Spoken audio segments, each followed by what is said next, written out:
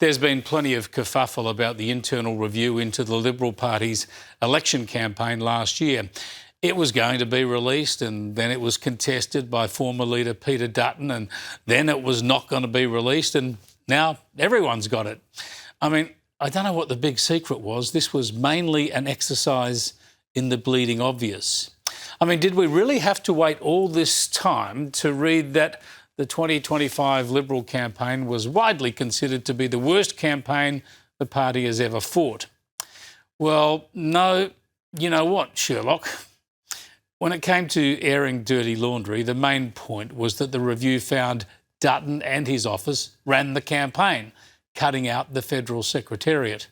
The campaign was fatally flawed, the review says, by the leader and his office taking over the overall conduct of the campaign, leaving the party's organisation responsible only for campaign mechanics.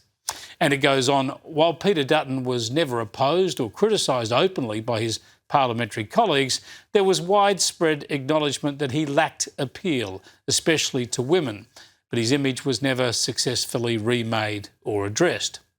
Now, that's tough for Dutton to read, but it's the honest truth. He was not the most saleable candidate. The party and his team should have helped him focus more on his strengths. I mean, he is a ripper bloke. He did great things for his country in the past, and he would have been safe hands in these turbulent times.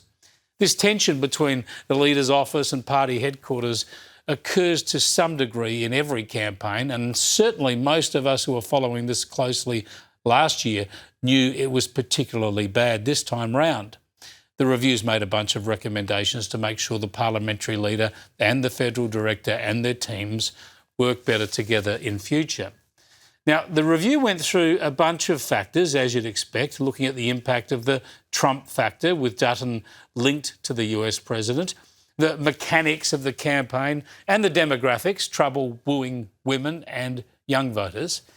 But one factor I want to highlight is the impact of the voice referendum. It was soundly defeated, as you know, thanks to a strong coalition campaign in 2023.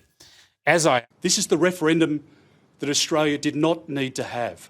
They've said no to grievance and the push from activists to suggest that we are a racist country when we are absolutely not a racist country. Now, as I argued here in the lead up to the election, the coalition victory in defeating the voice gave the Liberals undeserved optimism. They read too much into it.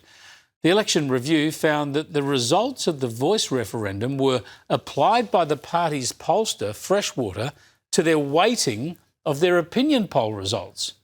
That was a big error. And some Liberal candidates and MPs assumed defeat of the voice meant those who voted no would vote Liberal. Now, that's just silly, isn't it? But I can confirm it was true. A number of Liberals at various times spoke to me, pointing to the no vote in their electorates as a guide to how they'd go. Trouble is, people voted no to the Liberals too.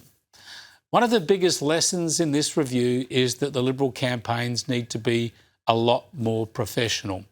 And for that, they need a lot more money and members. There's plenty of hard work ahead.